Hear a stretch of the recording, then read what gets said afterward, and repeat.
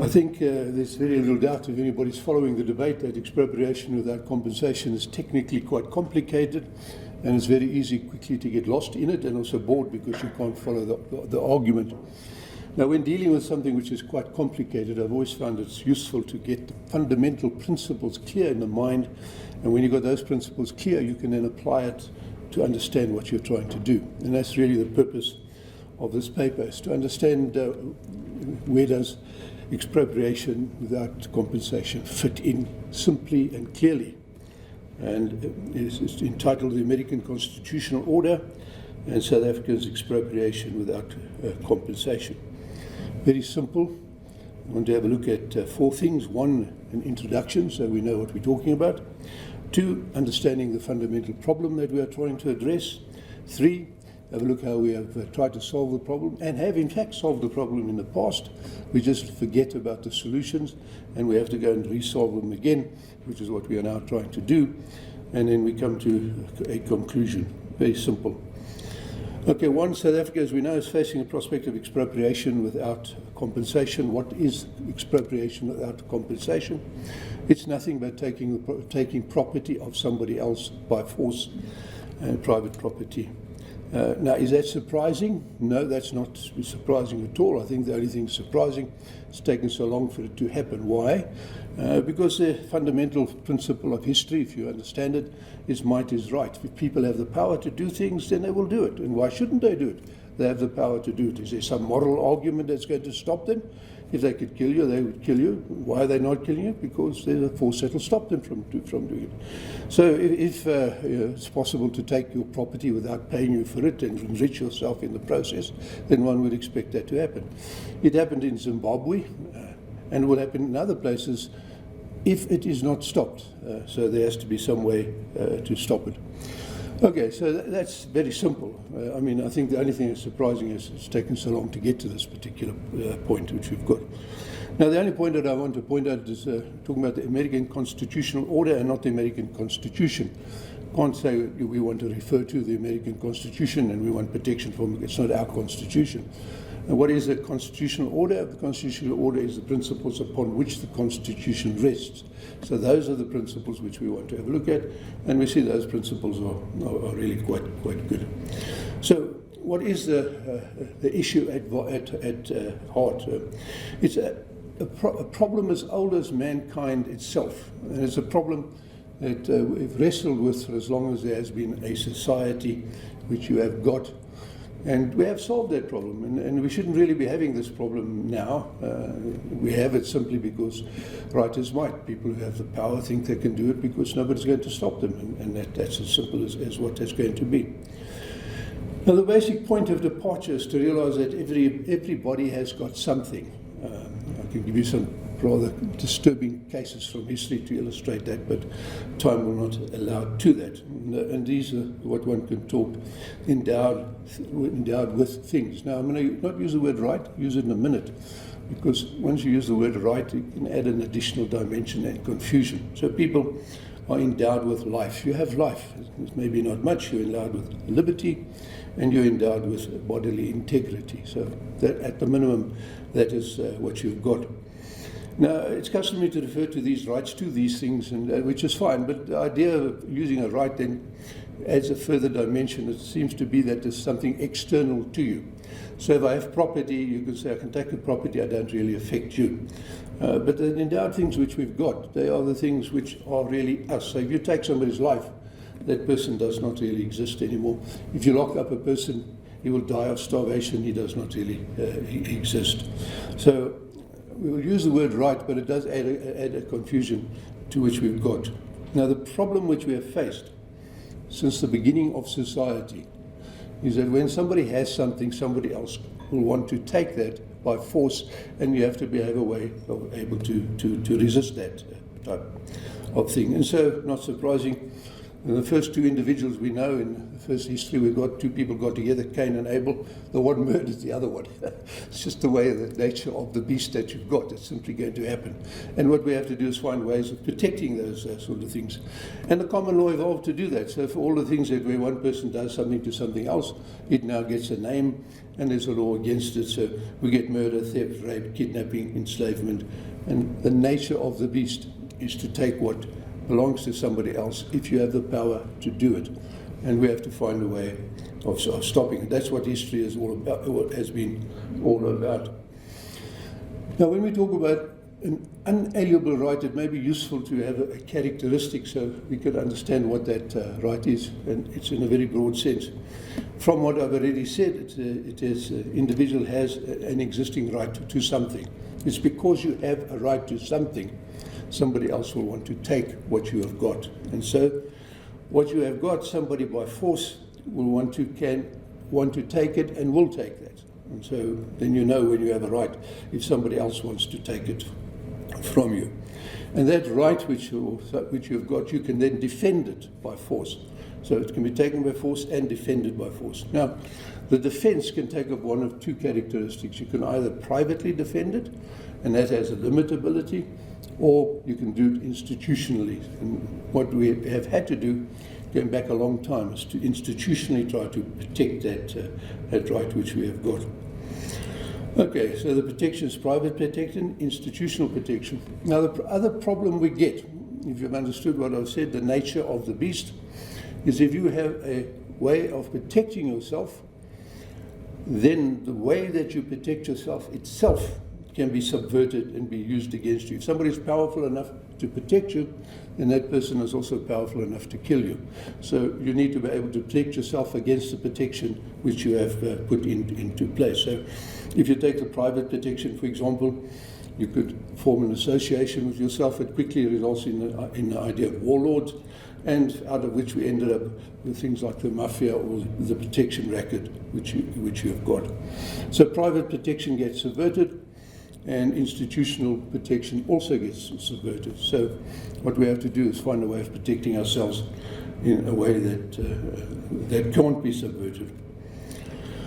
Okay, I'm not going to go into detail as a great academic analysis of what we're going to do, because that would simply take too time, but it's really based on the work of Douglas North, who has got the Nobel Prize for Institutional Economics, and based on two very simple principles. History matters, institutions matter. If you think you're going to be protected, then you have to put an institution in place to protect you. So institutions are very important. This also leads us to a problem, and it's one which is prevalent, which is two great judges who gave us this problem, identified it, and the solution, Oliver Wendell Holmes. And that is when you start studying law, and in the law you are looking for a law and try to see how that law protects you, then that law could be very effective, as in fact the current situation explains. But then people quickly forget why the law was there, because the problem went away, and then they create the imagination as to why that law exists. Oliver Wendell Holmes says the needs of the primitive time establishes a law. In the course of the centuries, the need disappears. It disappears because the law is very effective. So the effectiveness of the law itself is the problem you get, because people forget why the law was there, because you can't see the problem which is got. And then what happens, he says, ingenious minds then give us reasons for those particular laws.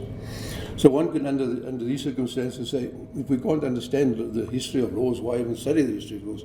Another great judge, Robert Walk, gave us the answer to that. One of the uses of history, it frees us from false and imagined past. So Robert Walk's solution to Oliver Wendell Holmes' problem is history itself. History, if you study it, will tell you why the law was evolved. Now, if you've understood up to this point, the problem is, if you have a right, somebody will want to attack that right and attach that right, and against that institutions arise which protect it, and therefore we have to make sure those institutions are effective. Now, one of the most beautiful statements that I have ever found which explains this is from Joseph Conrad in The Heart of Darkness. If you remember what happened in the Belgian Congo, enormous atrocities were committed. And the Heart of Darkness is about those atrocities. And in the novel of Heart, the question eventually arises is, how could you ever commit those atrocities in the first place? And then we have this really beautiful, I've got the whole quotation you can read for yourself in the paper which I've given. This is just a short part of the expression. He says, you will never understand. How can you understand? If you live in a place where there are no restraints, things happen. If you're in a society where there are constraints, you'll never understand how those things can happen. So the words he uses is, how can you understand? How could you? When you have a pavement which is under your feet, when you're surrounded by neighbors who are there to cheer you on, to fall you on, where one moment you are free and the other moment there's a policeman to constrain you. So it becomes almost impossible. These are the institutions which put things in place. When those institutions disappear, so in a situation where right is might and nothing protects you, you want to make sure we don't get into that situation. Now, whatever situation, whatever institution you want to put into place, Lord Acton tells us somebody else will try to find a way of bypassing that institution. Lord Acton, the law of the modern history of the world is power tends to expand infinitely until met by a more superior power. So if you put a constitution into place, somebody will try to find a way of bypassing the constitution. So the whole thing is always a tension between people wanting to take the rights of others and how to prevent it. And the fact that you put a system in place is not a guarantee that that system will remain in place indefinitely. Okay, so let us have a look at the development of which happened. Probably the first famous one that we could look at is the Magna Carta, because in the case of the Magna Carta, King John wanted to impose taxes on the barons. That had not happened before, and the barons then opposed him, and eventually they forced him to sign a document which is called the Magna Carta, and which is the most important document to the Americans. The British don't think so. It is also the beginning of the idea of constitutionalism and the idea of law and the idea of parliament. So all of those institutions, law as expressed in a document, parliament as expressed as an agreement between parties, all of those then came together, which resulted in the protection. And the rule of law, what is in the document is the law, and you can't go beyond that. So if you want to go and take somebody's property or impose a tax, the king lost that ability to be able to do that. Now, if we take the society in 1215 and the Magna Carta, it then solved the problem of the arbitrary taking of power. And that would have been the end of it, but society evolved, and so society had to adapt with the new one. The next position is English civil law, which happened in 1642. So what did happen is King Charles wanted to impose a tax without calling Parliament. That was outlawed by Parliament. And so the rule of law would have stopped him. King Charles was determined to impose the tax whether the law allowed it or not.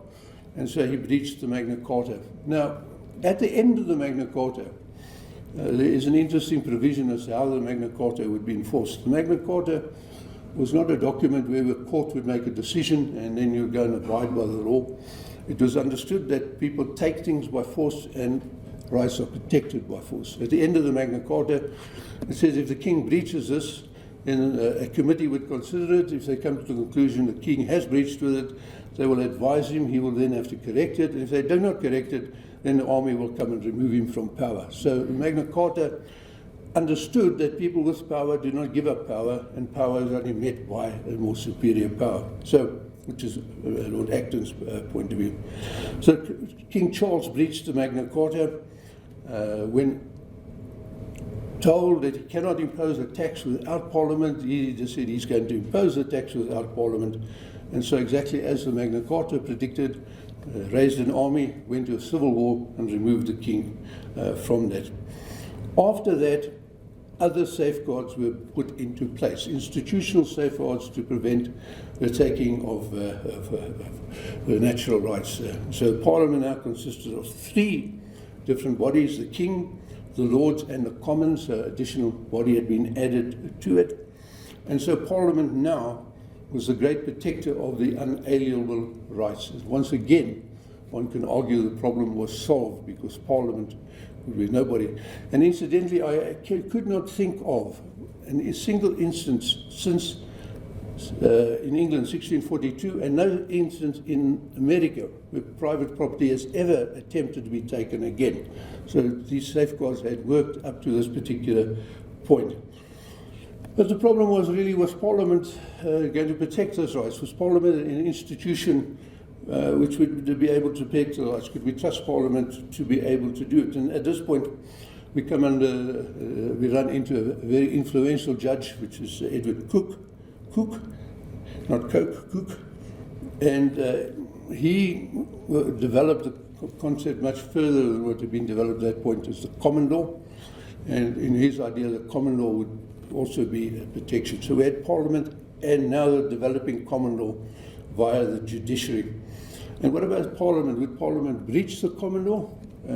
Lord Cook made an interesting case in which he then assigned to the courts the ability to review acts of Parliament. So the idea that an act of Parliament would be reviewed by the judiciary, which is now current, was really come from Lord Cook. It's a common law requirement. It actually doesn't exist in the American Constitution. It doesn't come from a constitution. I don't think that at the time Lord Cook had developed this principle, but it would be developed much later. So, second time, we've now solved the problem again. First of all, simply by having an agreement with the king and the barons. Now, that did not work, so we re-established it, and now we move Parliament into the centre stage. Parliament would be able to protect everybody.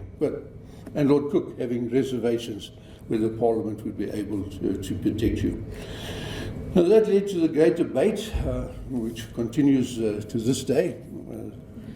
Sovereignty of Parliament. Has Parliament got the absolute ability to pass any law, or can the laws of Parliament somehow be limited in some mechanism? Now, an event which is virtually unknown, I don't think anybody other than myself actually knows about this particular event, and that is the Great Excise Crisis of 1733. And there's only one book that's ever been published on that.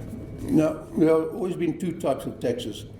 It's funny, virtually all of these crises come as a result of taxes, not the taking of private property, because after 1642 I could find no example where the state tried to take private property at all, other than now in South Africa and Zimbabwe and places like that. So there are two types of taxes. One, direct taxes on the rich, and indirect taxes on the poor. And Parliament was, of course, controlled by the rich. And so what would happen under these circumstances? Well, if you look at the statistics which came out of it, it was quite clear that the taxation was moving completely away from direct taxes onto what today we call VAT. We will abolish income tax and only tax the poor. And then Parliament was doing that. And eventually, in 1633, Prime Minister Walpole, the first person ever to be called the Prime Minister, got the idea he would put a bill before Parliament and abolish the direct taxes and only have indirect taxes.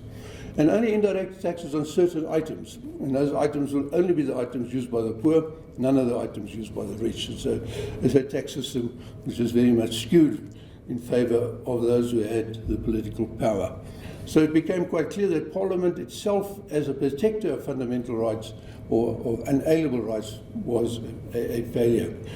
At that particular point, incidentally, and that's why we know very little about what happened in 1673, as Walpole stood up to present it, he didn't. He then sat down, and his colleagues afterwards said, "But why didn't you? We're all ready to abolish this act. We've been all ready to do it." He said, "I realised the only way we will collect this tax is through the army.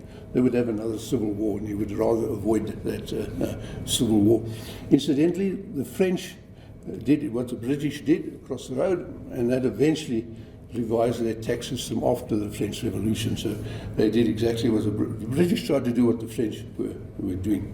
Anyhow, the great excise crisis illustrated that Parliament could not be trusted. So we needed to find a way of limiting the power of Parliament to make law. Parliament could not be the sovereign law-making body, because not only would it not protect the rights, the unalienable rights of people, but what it would do is actually attack those things. And so we end up with the great debate on parliamentary sovereignty.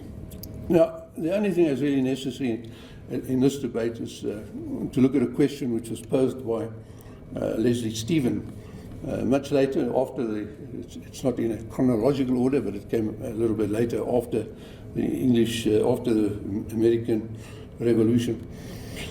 If Parliament was sovereign, Leslie Stephen asked, could it pass a law which would say all blue-eyed babies get put to death? And he had to say yes. It is a sovereign body, it can make any law it would like, and therefore there is no safeguard. And then Leslie Stephen, who also happens to be the cousin of Dicey, said that Parliament would never do such a thing. So we don't need to worry about protecting anybody from Parliament, because Parliament would never do a thing like that. Parliament would never expropriate property without compensation. It just wouldn't do that type of thing. The Americans were not convinced. So up to this day, the British have not put in any constitutional safeguard to protect them from an arbitrary Parliament, because they are of the view that their Parliament would never violate the protection of unalienable rights. And they're probably right. I haven't seen that. As I say, I couldn't have seen an example since after the English Civil War. But as we know, other societies have done that. So, Nazi Germany rounded up millions of people, put them to death. Communist Russia even murdered more people. So we cannot really trust an arbitrary Parliament. So we have to find an institution which can protect us against that. And that's where the American Constitution comes in. The Americans said, we do not trust Parliament. We certainly don't trust the British Parliament. It violated the Magna Carta again, and there's nothing they could do. And so what they then did is they then introduced the concept of a Parliament. Now, to understand the basis on which the Constitution is built, you have to go back to, you see, the United States Declaration of Independence. It might be a bit small to read over there. I should have made it much bigger. And that's all that which is important. We hold these truths to be self-evident, that all are endowed with certain unalienable rights. Amongst these are liberties and the pursuit of happiness. So the things that people have been trying to protect right from the beginning of time now gets protected in a constitution. So the purpose of the Constitution is to protect the unalienable rights. The purpose of the Constitution is to ensure you can never have expropriation without compensation. So you can't have expropriation with compensation in a constitutional dispensation.